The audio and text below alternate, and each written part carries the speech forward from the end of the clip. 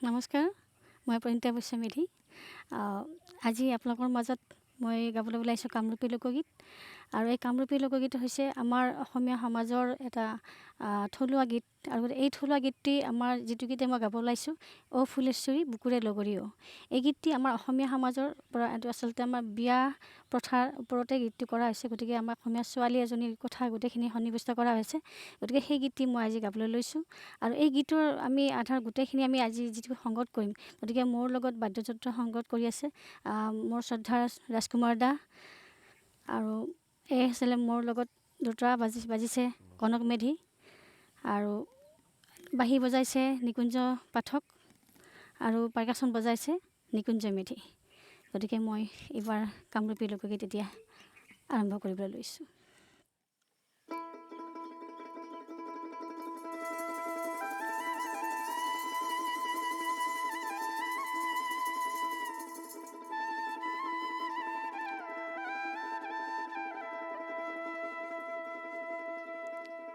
অ' ফুলেশ্বৰী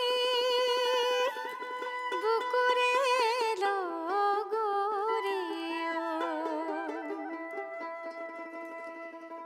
অ' ফুলেশ্বৰী বুকুৰে লগৰী কেনকে যাওঁ ঘূৰি গাঁৱৰ মায়া এৰি, কেনকে যাওঁ ঘূৰি ঘৰৰ মায়া এৰি, বুকুতে অগনি জালিহে অ' ফুলেশ্বৰী বুকুৰে লগৰী